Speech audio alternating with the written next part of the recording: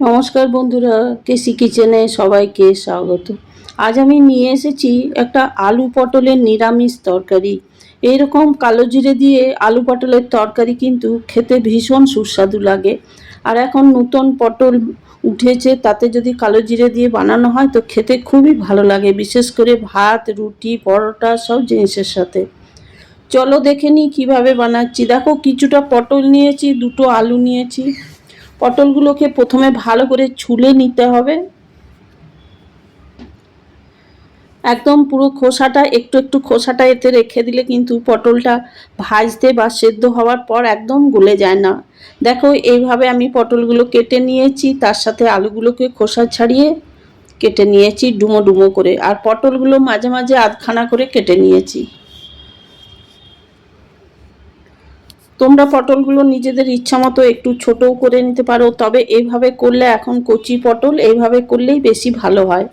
এরপরে দেখো, আমি কিছুটা মশলা করে নেবো। দেখো, আদা, কিছুটা ধনে পাতা, দুটো কাঁচা লঙ্কা দিয়েছি, একটা টমেটো দিয়েছি, তার সাথে কয়েক দানা আমি গোলমরিচ দেব। গোলমরিচ দিলে কিন্তু পটলের তরকারির স্বাদ ভীষণ ভালো হয়, আর এই ঝালটা সকলেই খেয়ে নেয়। দেখো, এইগুলো পেস্ট করে আমি ওইদিকে রেখে দিলাম। এবার এইদিকে একটা কড়াই চড়িয়ে তার মধ্যে কিছুটা সর্ষের তেল দিয়ে দিলাম। 1 চামচের মতো মোটামুটি সর্ষের তেল দিলাম। এবার পটলগুলো দিয়ে দেওয়ার পরে পটলগুলো খুব ভালো করে কিন্তু ভেজে নিতে হবে। পটলটা আমার ভাজা হতে থাক, ততক্ষণে আমি মশলাটা গুলে নিই। দেখো, 1 চামচের মতো হলুদ দিলাম,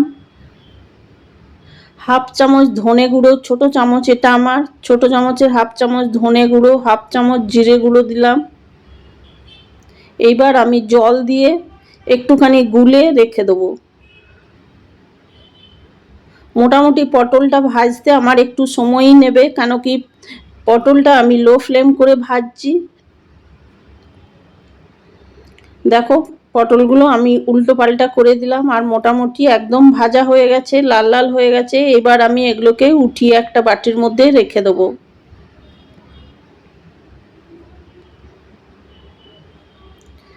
রেখে দেওয়ার পরে দেখো, ওই কড়াইয়ের মধ্যে হাফ চামচের মতো আমি আরও তেল দিলাম। তেল দিয়ে 1 চামচ গোটা জিরে ফোড়ন দিলাম, আর একটা বড় শুকনো লঙ্কাকে 2 টুকরো করে দিলাম।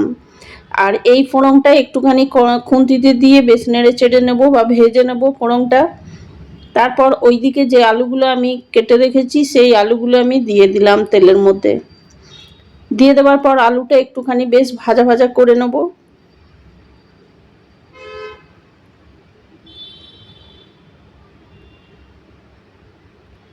তোমরা তো পটলের তরকারি অনেকে অনেক রকমভাবে বানিয়ে খাও, নিরামিষ তরকারি পটলের। এইভাবে একদিন বানিয়ে দেখো, খেতে অসম্ভব ভালো লাগবে।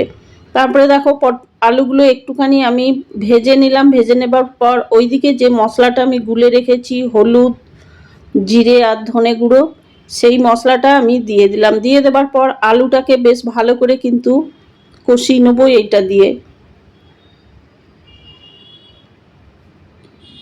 দেখো, এটা আমার কষানো প্রায় হয়ে গেছে, জলটাও শুকিয়ে গেছে। এরপরে ওইদিকে যে টমেটো, আদা, ধনেপাতা যে পেস্ট করে রেখেছি সেই পেস্টটা আমি দিয়ে দিলাম।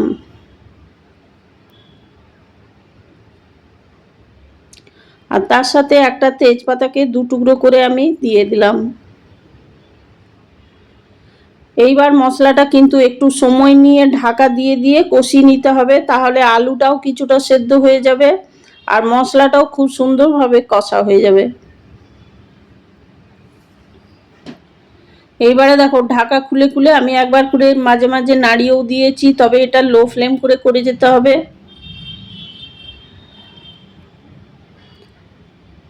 এইবারে দেখো, আলুটা আমার মশলার সাথে কষানো হয়ে গেছে আর আলুটা অনেকটাই সেদ্ধ হয়ে গেছে। এরপরে আমি পটলগুলো দিয়ে দিলাম। পটলগুলো দিয়ে দেওয়ার পরে এটাও আরও 1-2 মিনিটের মতো কষিয়ে নেবো আলু পটলটাকে।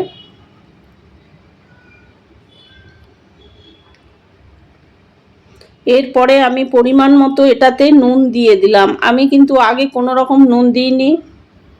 এখন আমি এটার মধ্যে নুন দিয়ে দিলাম। নুন দিয়ে আর একটুখানি নেড়ে চেড়ে নেবো বা কষিয়ে নেবো।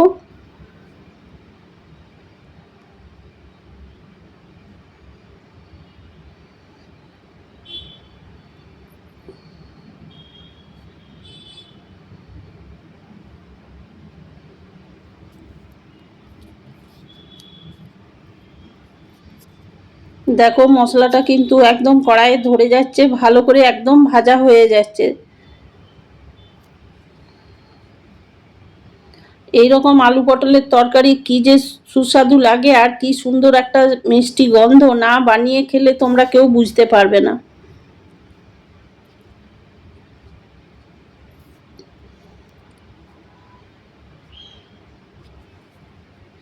এইবারে দেখো কষা হয়ে গেছে আমার আলু পটলটা, বেশ কিছুক্ষণ ধরে সময় নিয়ে কিন্তু ধীরে ধীরে এটাকে কষিয়ে নিলাম।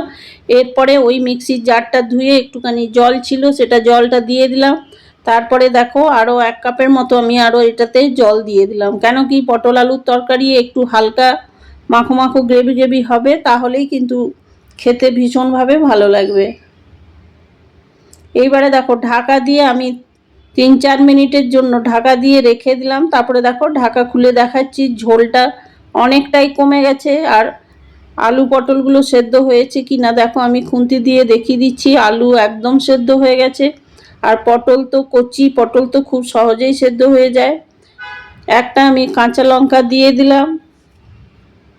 এইবার ওইদিকে যে রাঁধুনিটা, সেটা আমি শিলের মধ্যেই পেস্ট করে রেখেছি, সেই রাঁধুনি আর কালো জিরে 1 চামচ, কালো জিরে 1 চামচ রাঁধুনিকে আমি শিলে পেস্ট করে রেখেছি, সেটার থেকেই আমি 1 চামচ এর মধ্যে দিয়ে দিলাম। দিয়ে দিলে কিন্তু আলু পটলের তরকারি খেতে ভীষণ টেস্ট হয়। এইবার দেখো একটুখানি হালকা ফুটিয়ে নিলাম, ফুটিয়ে গ্যাসটা বন্ধ করে ঢাকা দিয়ে বেশ কিছুক্ষণ এটাকে আমি স্ট্যান্ডিং টাইমে রেখে দিলাম। তারপরে দেখো ঢাকা খুলে দেখাচ্ছি, আর কত সুন্দর একটা মিষ্টি গন্ধ, রাঁধুনি আর কালো জিরের আর টেস্ট ভীষণ ভালো লাগে। এইভাবে যদি আলু পটলের তরকারি তোমরা বানিয়ে নাও। এইবারে দেখো একটা বাটির ওপরে উঠিয়ে আমি তরকারিটা সার্ভ করে দেবো। আমার রেসিপি যদি তোমাদের ভালো লেগে থাকে তো লাইক, শেয়ার ও কমেন্ট অতি অবশ্যই করে দিও। নূতন বন্ধুদের সাবস্ক্রাইব করার অনুরোধ রইল।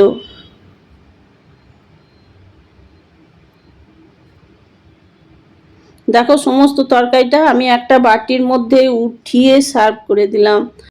তোমরা সকলে ভালো থেকো, সুস্থ থেকো। ফিরে আসছি পরের কোনো রেসিপি নিয়ে। ধন্যবাদ। Thanks for watching.